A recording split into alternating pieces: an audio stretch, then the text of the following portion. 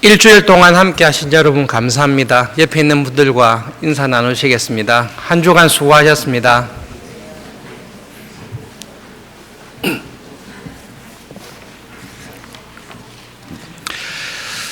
사사기에 나온 사사들 가운데 가장 드라마틱하게 살았던 사사를 꼽아라고 하면 아마 단연코 삼손이 될 가능성이 큽니다. 여러분 예수님을 믿기 전이나 또 믿고 난 이후에 영화나 드라마를 보시면 사사기의 인물들 중에, 성경의 인물들 중에 가장 많은 드라마나 영화로 만들어진 사람이 삼손입니다.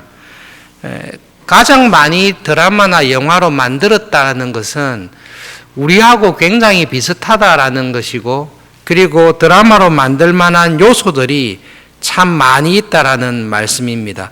그래서 삼손의 20년의 사사로서의 삶을 보면 정말로 이렇게 영화로 만들고 싶은 부분들이 많이 있습니다. 사람들이 좋아하고 또 교훈을 받을 만한 일들이 많이 있습니다. 하나님의 입장에서 보면 그만큼 죄를 많이 지었다라고 이렇게 해석을 해도 될 것입니다. 하나님으로부터 가장 큰 은혜를 받은 사사가 삼손이라고 생각합니다.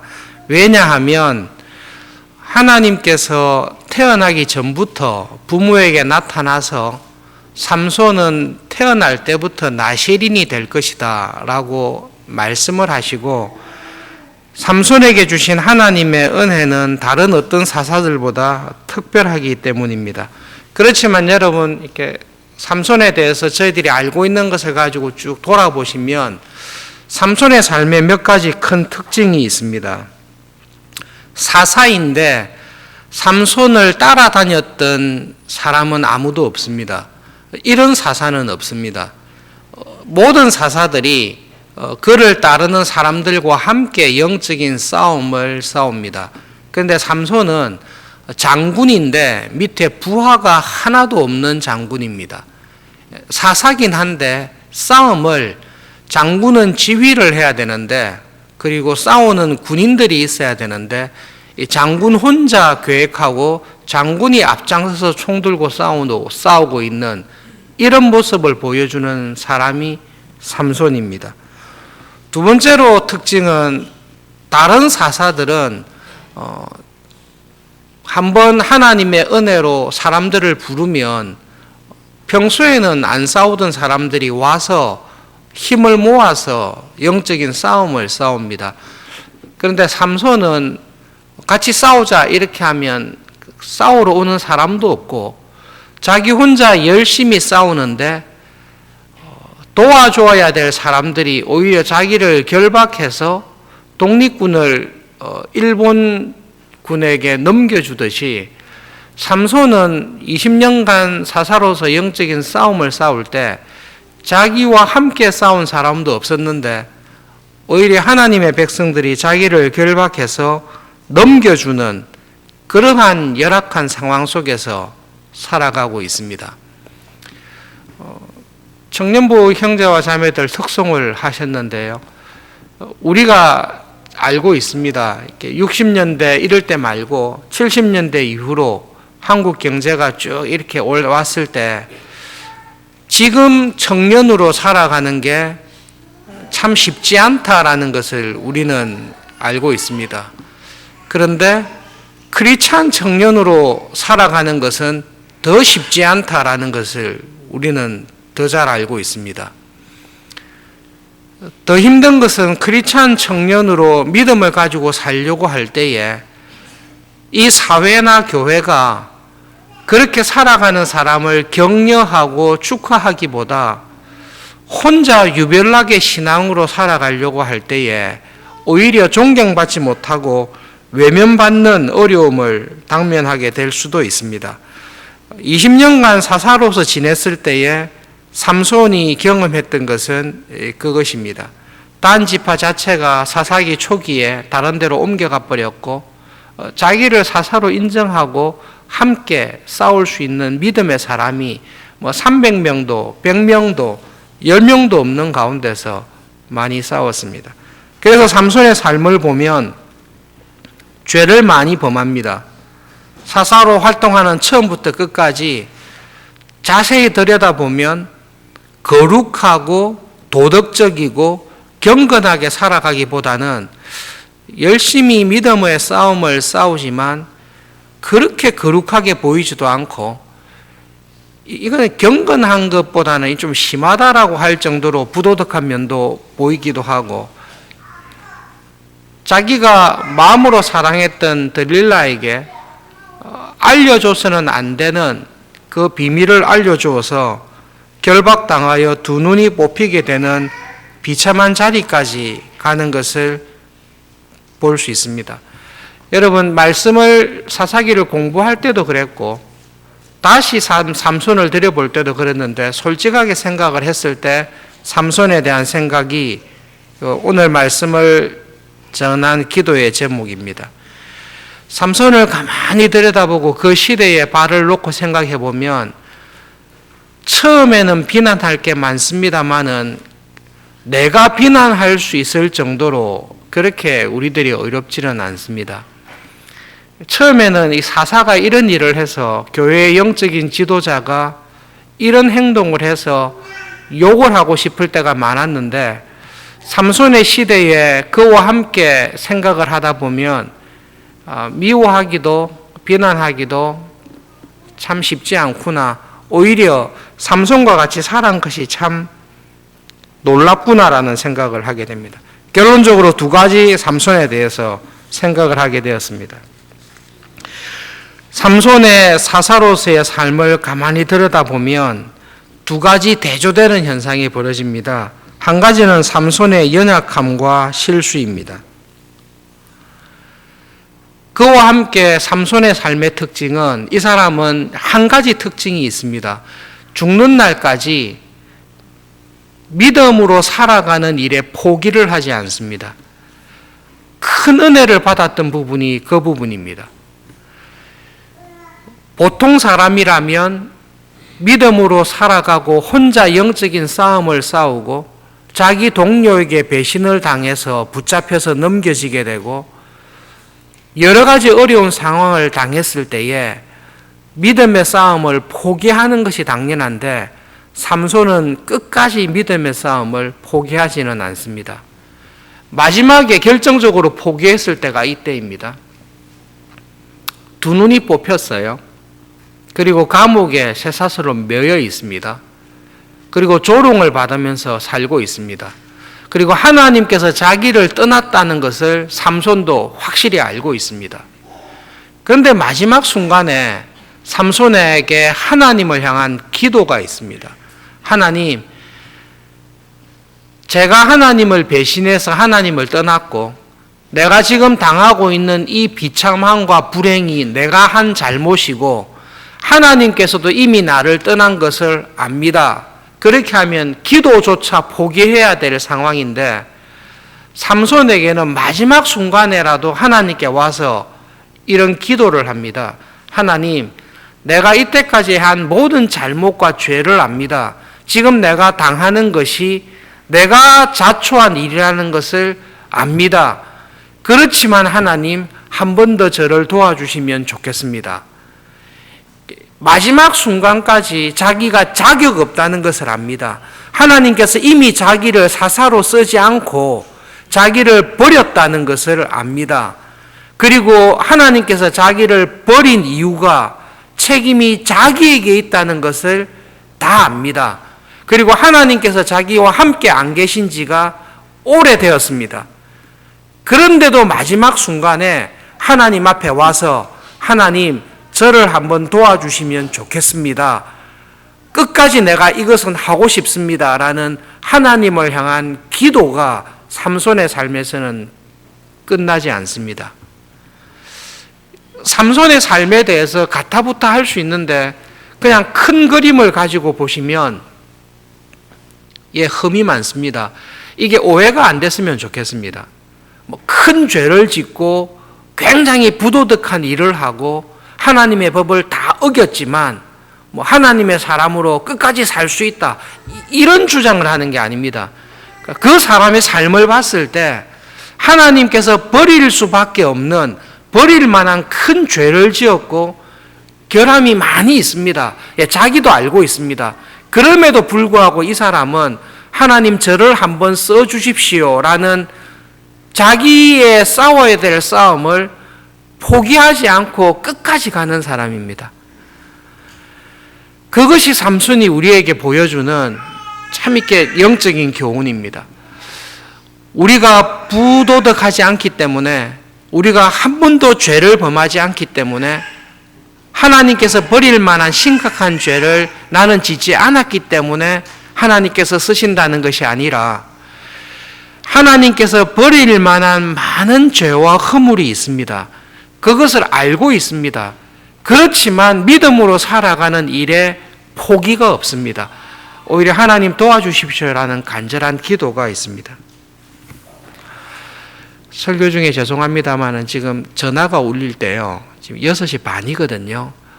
혹시 주일날 주차 관리팀에서 이쪽에 꼭 주차하시면 안 됩니다 라고 한 지역에 주차한 분이 계시면, 진동이 울리시면 전화를 한번 받아보시고 차를 빨리 빼주시면 좋겠습니다.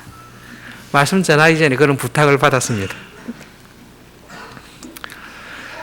두 번째로 삼손의 삶을 볼 때에, 여러분 삼손의 삶을 딱 보면 삼손에게 좋은 점은 그 부분입니다. 그런데 삼손의 삶을 볼 때에 두드러지게 나타나는 것이 있는데, 그것은 하나님의 은혜입니다. 사사들 가운데 사사시대의 이스라엘 백성의 영적인 수준과 거의 비슷한 모습을 보여주는 사람을 굳이 찾으라고 하면 기드온도 있습니다마는, 삼손과 같은 사람이 사사시대의 이스라엘 백성과 같은 모습을 참 많이 보여줍니다. 가장 큰 은혜를 받았습니다. 이스라엘 백성이 이 세상의 어느 민족, 어느 나라보다 더 놀라운 하나님의 은혜와 사랑을 받았습니다. 너는 거룩한 백성이다. 이 세상과 다른 제사장 나라다. 너희들을 통해 하나님의 은혜의 나라가 어떻는지를 보여주겠다라는 그 나라의 시작에서부터 특별한 은혜를 받았던 나라가 이스라엘입니다. 그런데 가나안에 들어왔을 때 하나님과 바알을 겸하여 섬기고 하나님께로부터 받은 은혜를 자기의 욕심을 이루는 일에 사용하기에 참 바빴던 민족이 이스라엘 백성입니다. 삼손의 사사로서의 시작과 끝을 보면 거룩하지 않습니다. 하나님의 영적인 지도자답지 않습니다. 그럼에도 불구하고 하나님께서는 삼손의 시작과 끝을 언제나 그와 함께 하시고 삼손을 놓지를 않으십니다. 나시린으로 내가 너를 불렀고 내가 너와 함께 하겠다라고 말씀하셨습니다. 나시린답게 살지 않습니다. 지켜야 될 것들을 사사생활하면서 하나씩 하나씩 깨뜨립니다. 마지막에는 결정적으로 깨뜨립니다. 그래서 하나님께서 나와 함께 하신다는 증거 자체를 부인해버립니다. 하나님이 삼손을 떠났다기보다는 삼손이 하나님을 자기에게서 쫓아내어서 그냥 떠나게 만들었습니다. 그런데 마지막 순간에 삼손이 기도할 때에 하나님께서 너가 나를 쫓아냈잖아. 네가 받아야 될 형벌을 받아라고 버려두지 않고 마지막 순간에도 하나님께서 그를 찾아가시고 그를 다시 하나님의 사사로 사용해 주십니다. 삼손을 보면, 그의 모든 삶을 보면 하나님의 은혜가 그를 붙들고 있다는 것을 너무나 분명하게 보여줍니다. 여러분, 삼손이 했던 놀라운 일들 기억나시죠? 자기 힘으로 했습니까? 그렇지 않습니다. 성령 하나님께서 놀라운 능력과 은혜로 그와 함께 했기 때문에 그 일을 했습니다. 그 일을 하고 난 다음에 삼손은 하나님의 은혜에 합당하게 살지를 않습니다. 그러나 마지막 순간에 다시 하나님을 찾고 부를 때에 하나님께서 그를 외면하지 아니하시고 달려가셔서 그를 하나님의 사람으로 다시 사용해 주십니다. 믿음으로 이 세상을 살아갈 때에 삼손이 20년을 살았습니다만 요즘은 수명이 늘어져서 좀 그랬는데 청년들 준비하고 태어나서 이 세상 살면서 준비하고 직장을 가지고 안정된 삶을 유지하는 게 아마 30대 중반, 지금은 30대 중반 돼야 가정도 꾸리고 자녀도 낳고 될 것 같은데요. 요즘 우리나라 은퇴가 한 50대로 고치면 30대 중반이면 20년 해봤자 50대 중반 이렇게 되잖아요. 그 20년의 기간 동안 하나님께서 쓰시려고 했는데 우리가 자주 넘어지고 자주 실패하고 때때로는 하나님께서 내가 이런 큰 죄를 지었으니까 나를 안 쓰시겠구나. 그리고 하나님께서 나를 완전히 떠나셨구나 라고 느낄 때도 있을 것입니다. 그럴 때 사사들 가운데 삼손을 보시면 참 좋겠습니다. 하나님께서 그 사람을 끝까지 지키십니다. 그리고 절대로 떠나지 않으십니다. 그리고 삼손에게는 우리가 정말로 본받아야 될 뻔뻔함과 하나님의 은혜에 대한 확신이 있습니다. 하나님, 저를 완전히 떠나셨지만 다시 돌아와 주십시오. 하나님께서 돌아오지 않을 이유가 저에게 수만 가지가 있지만 그래도 하나님은 하나님이시고 우리는 인간이지 않습니까? 그러니 하나님 저를 불쌍히 여기시고 다시 한번 돌아오셔서 저를 일으켜 주십시오. 그 기도를 삼손은 끝까지 놓치지 않고 합니다. 그리고 하나님께서는 그렇게 회개하며 나와서 기도할 때에 우리의 죄를 묻지 않으십니다. 하나님의 본성이 은혜를 베푸시기에 열심을 내시는 분이고 우리의 죄를 묻는 일에 있어서는 예수님에게 다 물어버리시기 때문에 하나님은 우리를 은혜로 붙잡아 주십니다. 그 말씀을 기억하시면서 쉽지 않은 시대에 청년으로 크리스찬 청년으로 하나님의 뜻을 이루면서 살기 원하는 청년으로 살아갈 때에 내가 이런 도덕적인, 이런 부도덕한, 이런 거룩하지 못한 죄를 범하고 이런 실수를 했다면 하나님께서 나를 떠나시고 돌아보지 않으시겠다. 그럴 때 누구를 보시라고요? 삼손을 보십시오. 삼손을 보시면 그러한 삼손까지 하나님께서는 끝까지 붙잡으시고 삼손의 시작부터 죽을 때까지 하나님의 사람으로 써주십니다.